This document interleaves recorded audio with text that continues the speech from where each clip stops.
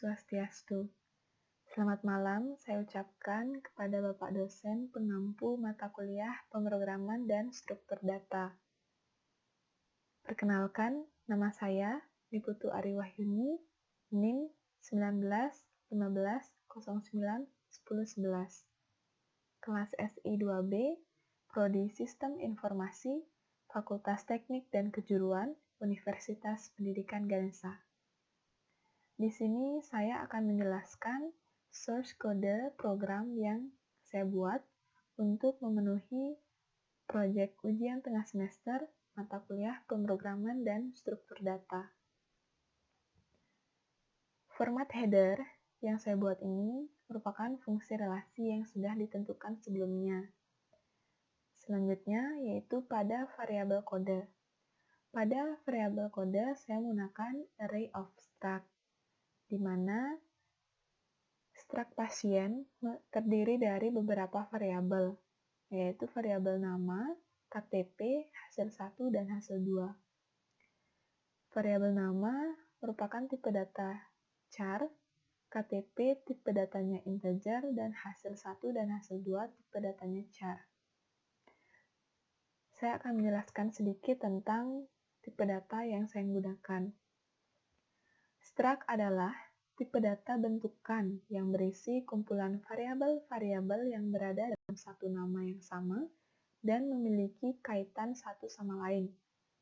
Struct bisa memiliki variabel-variabel yang bertipe data sama atau berbeda dan bisa menyimpan variabel yang tipe datanya array atau struct itu sendiri. Variabel-variabel yang menjadi anggota struct disebut dengan elemen struct.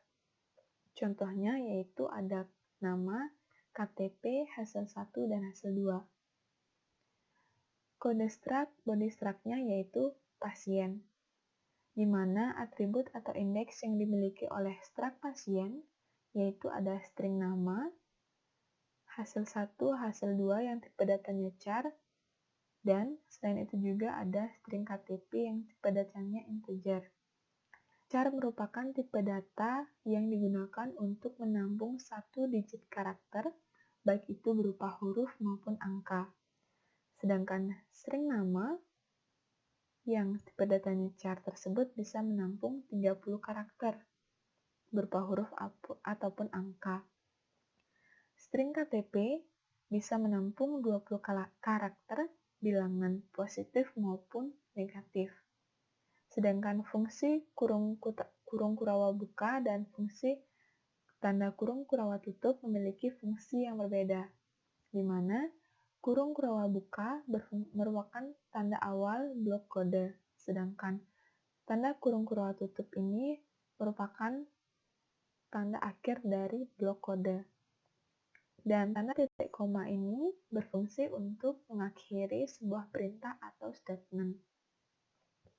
Selanjutnya, yaitu deklarasi kode. Pada deklarasi kode ini, saya menggunakan integer main, di mana integer main adalah fungsi utama dari sebuah kode bahasa C. Fungsi ini memberikan nilai balik menurut tipe datanya, dan karena memiliki nilai balik, maka diberikan return nilai. In main artinya, main program mengembalikan nilai in secara default. In main akan mengembalikan nilai 0.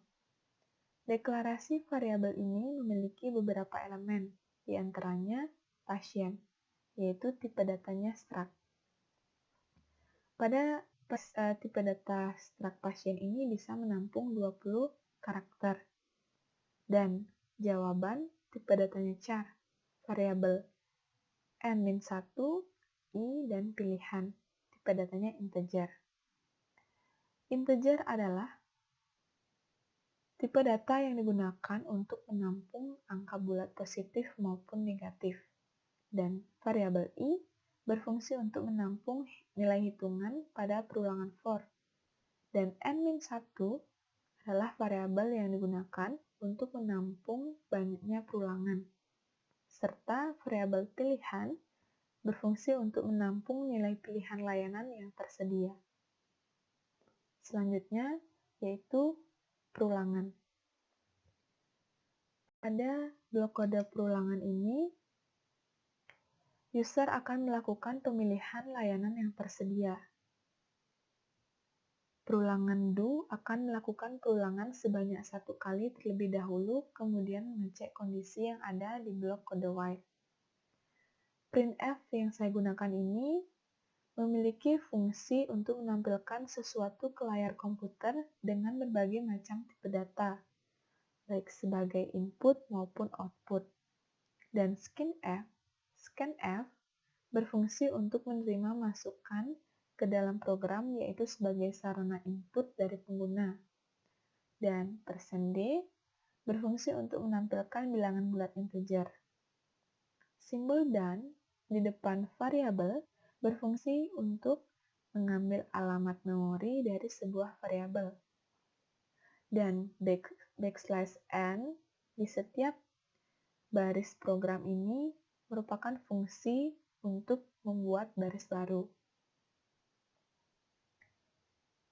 Selain itu, pada program perulangan ini juga user memilih layanan yang sudah disediakan, yaitu pilihan 1 sampai pilihan keempat. Selanjutnya yaitu pada kondisi pilihan 1. Pada kondisi pilihan 1 ini, pada blok ini berfungsi untuk mengeksekusi pilihan yang diinputkan oleh user. Ketika user memilih pilihan 1, maka user akan diminta untuk menginputkan data diri berupa nomor KTP dan nama user. Dan fungsi if-else yang saya gunakan ini merupakan suatu fungsi yang mengeksekusi atau menjalankan suatu program berupa suatu kondisi atau persyaratan yang dapat memenuhi perintah yang akan dijalankan. Dan ff/stdin ini umumnya digunakan untuk output stream. Fungsinya yaitu untuk membersihkan output. Dan fgets digunakan untuk membaca string dari file sampai ditemukan karakter baris baru atau \n, atau setelah n-1 karakter dengan n adalah panjang maksimal string yang dibaca. Sedangkan sizeof berfungsi untuk menentukan ukuran dalam bit sebuah data array atau tipe data lainnya ketika program dijalankan.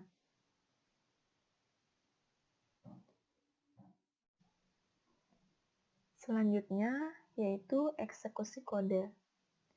Nah, pada eksekusi kode ini merupakan blok kode yaitu menggunakan fungsi if-else, di mana fungsi if-else ini mengeksekusi suatu program berupa kondisi atau persyaratan yang dapat memenuhi perintah yang akan dijalankan.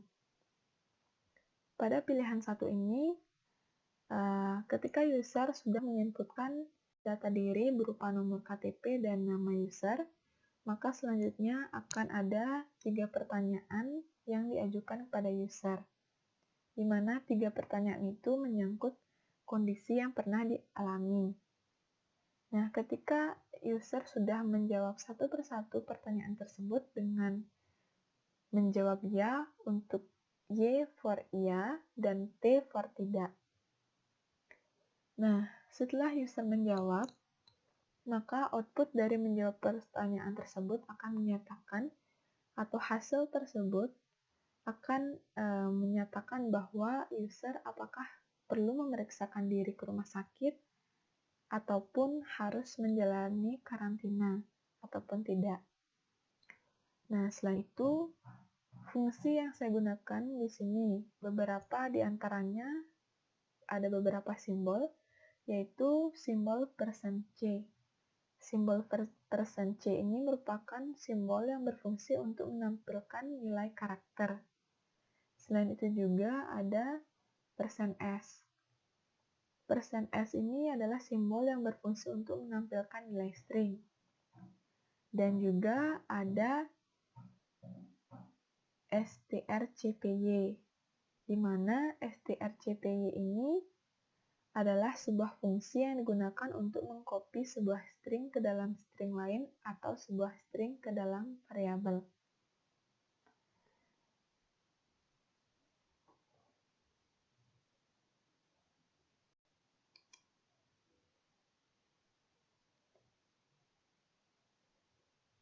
Selanjutnya, yaitu ada kondisi pilihan 2. Pada kondisi pilihan 2 ini, ketika user menjalankan program, dan user langsung memilih pilihan 2, maka yang terjadi adalah, maaf, belum ada data yang tersimpan. Seperti itulah output yang akan muncul. Karena ketika program dijalankan, user seharusnya memilih pilihan 1, karena di pilihan satulah user menginputkan data diri, seperti nomor KTP dan nama. Dengan pilihan 1, maka akan muncul beberapa pertanyaan yang dijawab oleh user. Dengan menjawab pertanyaan tersebut, muncul hasil atau kondisi yang harus dilakukan atau diterapkan oleh user. Nah, hal tersebut merupakan data yang tersimpan. Jika user melakukan pilihan 1 terlebih dahulu, kemudian memilih pilihan 2, maka pada output ketika memilih pilihan 2 itu tidak lagi belum ada data tersimpan, maka tidak ada lagi output seperti itu. Yang akan muncul yaitu data terakhir yang tersimpan, nomor KTP yang sudah diinputkan, nama yang sudah diinputkan, dan hasil yang sudah didapatkan. Selanjutnya, yaitu kondisi pilihan 3. Pada kondisi pilihan 3 ini, user menjalankan program pilihan 3 yang merupakan pilihan yang dijalankan ketika program pilihan 1 sudah diinputkan. Nah, apabila user menginputkan pilihan ketiga ini pada pilihan pertama, maka yang akan muncul pada output yaitu, maaf, belum ada data tersimpan. Sama seperti pilihan 2, kita harus terlebih dahulu memilih pilihan 1, karena kita harus menginputkan data terlebih dahulu dan memunculkan hasil dari kondisi yang user alami. Agar tidak terjadi output atau tampilan seperti ini, yaitu, maaf, belum ada data tersimpan. Selanjutnya, yaitu output. Nah, pada output merupakan akhir dari program yang dijalankan. Di sini, user menginputkan angka 4, yaitu untuk pemilihan close dari program. Nah, pada pilihan keempat ini, user akan mendapatkan input terima kasih, jaga selalu kesehatan Anda, dan jangan lupa lakukan social distancing. Nah, pesan yang disampaikan atau pesan himbauan dari output yang dihasilkan ini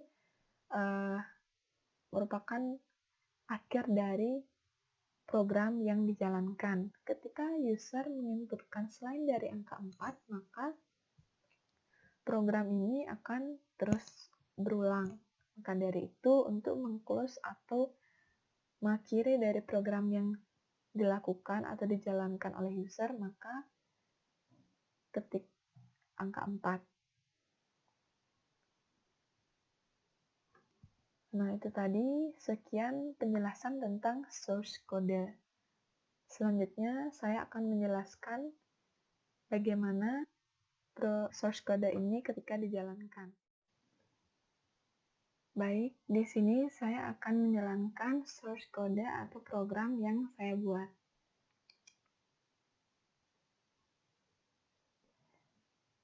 Nah, ketika saya sudah menjalankan program tersebut, maka tampilan awal yang akan muncul yaitu COVID-19 information. Silahkan cek apakah Anda perlu ke rumah sakit atau tidak. Kemudian ada beberapa layanan yang tersedia. Pilihan pertama yaitu masukkan data baru, kemudian pilihan yang kedua yaitu lihat data terakhir disimpan, yang ketiga yaitu lihat semua data tersimpan, dan keempat yaitu keluar atau close program. Nah, di sini user diminta untuk silahkan masukkan pilihan layanan yang Anda inginkan. Di sini saya akan mencoba untuk pilih pilihan yang kedua. Nah, output yang muncul yaitu, maaf, belum ada data yang tersimpan. Output atau tampilan seperti ini muncul karena user memilih pilihan kedua terlebih dahulu. Maka dari itu, user diminta untuk memilih pilihan pertama, karena pada pilihan pertama, user akan menginputkan data diri berupa nomor KTP dan nama. Dan pada pilihan pertama akan muncul beberapa pertanyaan, di mana dengan menjawab pertanyaan tersebut akan muncul hasil yang harus diterapkan atau dilaksanakan oleh user. Kemudian kita akan menginputkan pilihan pertama. Nah, di sini Anda memilih pilihan layanan menginput data. Di sini ada data diri user yaitu nomor KTP. Di sini saya akan masukkan nomor KTP, nama user atau nama data diri,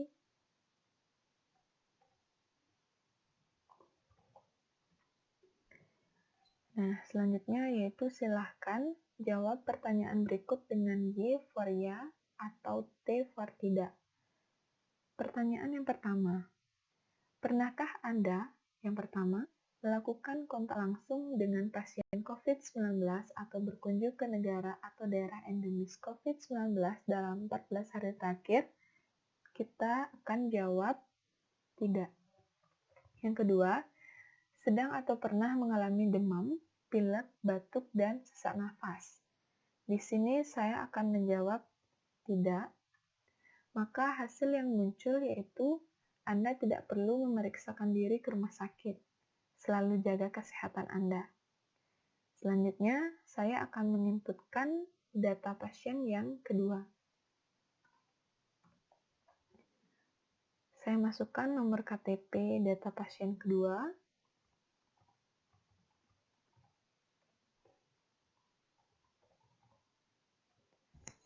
Nah, di sini pada data pasien kedua, pada pertanyaan yang pertama, saya pilih ya.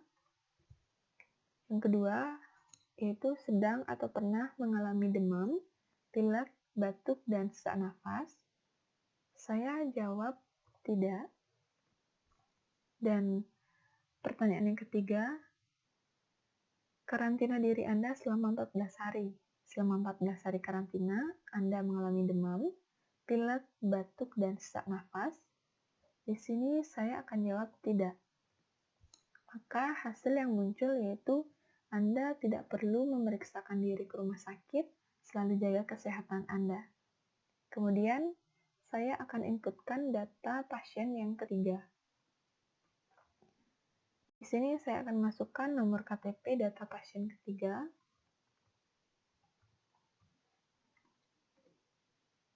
Nama pasien ketiga.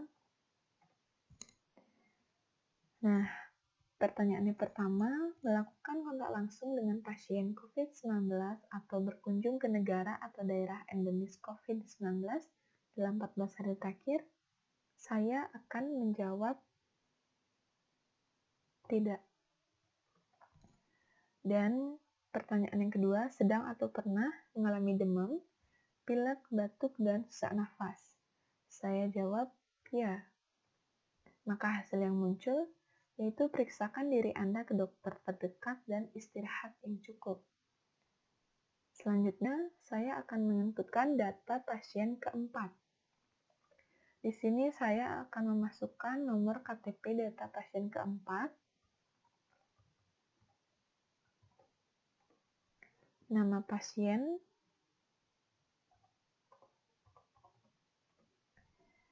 nah, pertanyaan yang pertama, melakukan kontak langsung dengan pasien COVID-19 atau berkunjung ke negara atau daerah endemis COVID-19 dalam 14 hari terakhir. Di sini saya akan menjawab ya. Kemudian soal kedua, sedang atau pernah mengalami demam, pilek, batuk, dan sesak nafas. Saya akan menjawab ya. Maka hasil yang muncul yaitu hubungi 119 EXT9 atau periksakan diri ke rumah sakit rujukan COVID-19 di daerah Anda.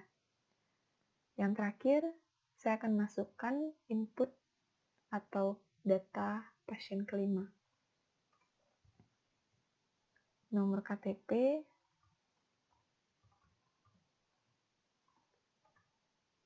nama user. Pada pertanyaan yang pertama, saya akan menjawab ya. Kemudian pertanyaan yang kedua, sedang atau pernah mengalami demam, pilek, batuk, dan sesak nafas? Saya akan menjawab tidak. Yang ketiga, karantina diri Anda selama 14 hari. Selama 14 hari karantina, Anda mengalami demam, pilek, batuk, dan sesak nafas? Saya akan jawab ya.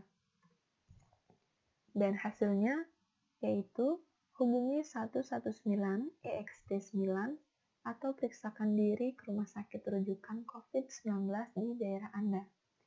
Nah, ketika saya sudah menginputkan 5 data pasien yang berbeda, saya akan memilih pilihan yang kedua.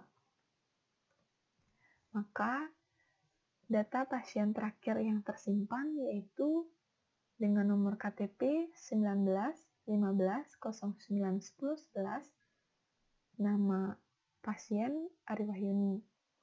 Nah, selanjutnya saya akan pilih pilihan yang ketiga.